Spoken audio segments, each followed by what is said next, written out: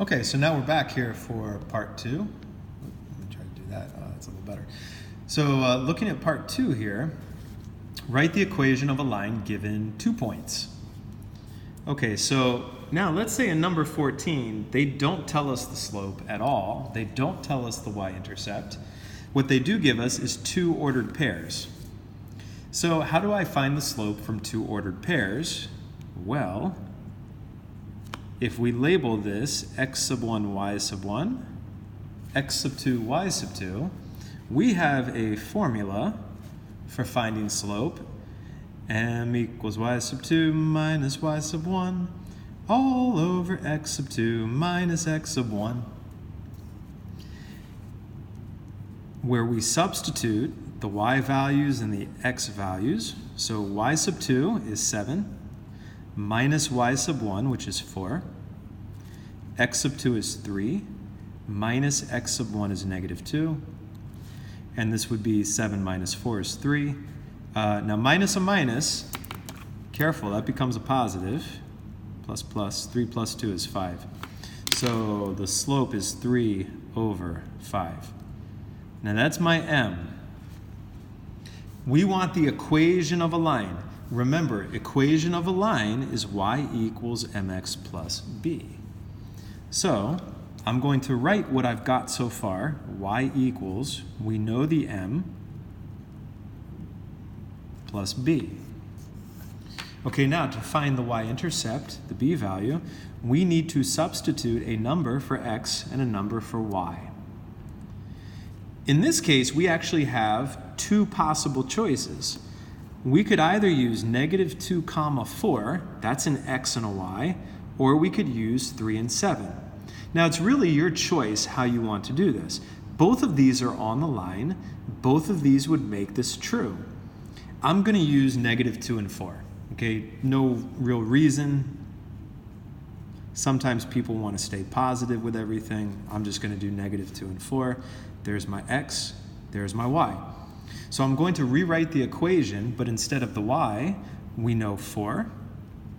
Instead of x, that's negative 2, and plus b. So we have an equation, 4 equals, that's negative 6 over 5 plus b. Now, to move the fraction, I'm going to add 6 over 5 to both sides. But if you think of this, the number 4 is an integer, it's 4 over 1. To add that up, I would need a common denominator. Well, 4, I could multiply these by 5. I would get 20 over 5, and then plus 6 over 5. Now I can add the numerators. We get 26 over 5 is equal to b. And once we have that, the last step, we're not done. We haven't written the equation yet. The final equation is y equals the slope times x. Slope is 3 over 5. And then plus 26 over 5. That is the equation. Okay, now the way that you can check that is if I take negative 2 and I substitute that for x. So if I do 3/5 times negative 2 plus 26 over 5, that should give us the y value, which is positive 4. Yes. Okay, so this point makes this true. I could do the same thing for 3 and 7. If I substitute a 3 for x, and I work out that side of the equation, the function, if I evaluate, it should give us 7, and it does. There's our check. Okay? So there's quite a bit of work when we're doing this. Let's take 17. Okay, so I'm going to kind of skip around here, so you should do the other ones. But I'm going to do 17, x sub 1, y sub 1, x sub 2, y sub 2. So m equals, let's subtract the y values first. So y sub 2, negative 3, minus y sub 1, 7. X sub 2 minus x sub 1. Be careful with negatives. This would be negative 10 over minus a minus becomes plus plus, that's 6. Don't forget to reduce, and we get negative 5 over 3 is equal to m. All right, so we're halfway there. Y equals negative 5 over 3 times x, but we're missing the b. Now again, it's your choice. You can substitute. You can pick either ordered pair for x and y. I'll choose the first one again, negative 1 and 7. So the y value, I will substitute that with 7. The x value I will replace with minus 1, negative 1, plus b.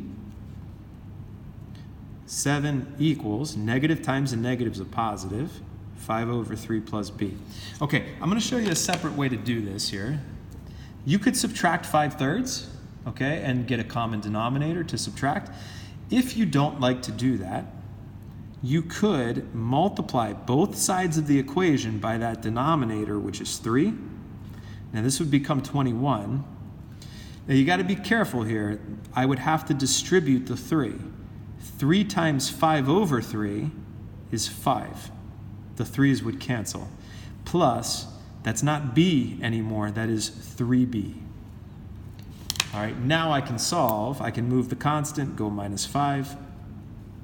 And that would give us 16 is equal to 3b, and divide by 3. 16 over 3 is equal to b, that's the y-intercept. But the equation is y equals negative 5/3 x plus 16 over 3. That's how I'm done. That's how I know I'm done, when I get y equals mx plus b. All right, let's take 2 more here. Let's do 18. X sub 1, y sub 1, x sub 2, y sub 2. So we subtract the y's. 5 minus 3, 5 minus 3, okay. 2 divided by 2 reduces to 1. So we get y equals 1x plus b. Our choice, I'll use 3 comma 3, but you could use 5 comma 5. So replace the y with 3, replace the x with 3. So 3 equals 3 plus b. Subtract. So the b value is 0. Okay. The y-intercept is 0, so y equals 1x plus 0, but we're just going to write that as y equals x. Okay. And let's see, let's do 19. 4 comma 1 and negative 6 comma 1. X sub 1, y sub 1, x sub 2, y sub 2. M equals y sub 2 minus y sub 1. All over x sub 2 minus x sub 1. All right, 0 on top, negative 10 on the bottom. All right, that's 0. So y equals 0x plus b. Now, we can choose either point. Let's say we choose 4 comma 1. So the 1 is the y value. X is 4, but 0 times 4 is just 0. 0 plus b is just b. So b is equal to 1. So what we've got here, y equals 0x plus 1, but 0 times anything is 0. So the equation is y equals 1. Now this should make sense because if you have a 0 slope, that is a horizontal line, and a horizontal line, the equation is y equals a number. And if you look at your y values, notice they're both the same. They're both 1. So that is your equation. All right, we'll do one more here. I'm going to come back to 16. I kind of like that because in 16, I give you different information. I don't give you ordered pairs. I give you the x-intercept and the y-intercept. Now, we could turn those into ordered pairs. The x-intercept is 4, 0. That's where we cross the x-axis. The y-intercept is 0, negative 1. So if we wanted to, we could do x sub 1, y sub 1, x sub 2, y sub 2. m equals y sub 2 minus y sub 1 all over x sub 2 minus x sub 1. And we get negative 1 over negative 4, which is positive 1/4. All right, the slope is positive. Now here's the cool thing. Y equals 1/4 x plus b. But b is the y-intercept. Well, they tell us the y-intercept. When you have 0, anything, that's on the y-axis. So I already know the y-intercept is -1. I don't need to go through all the extra work. I already know what I need. All right, and since we do have a little bit of time here, I'll go ahead and just do 15 real quick. Now I'm going to do this a little more in my head. The slope ends up being -2. If you calculate it, y equals -2x plus b. I love to use zeros, so I'm going to use 3, 0, x and y. The y value is 0, the x value is 3. That's -6 plus b. Let's move that constant by adding it. The b value is 6. Y equals -2x plus 6.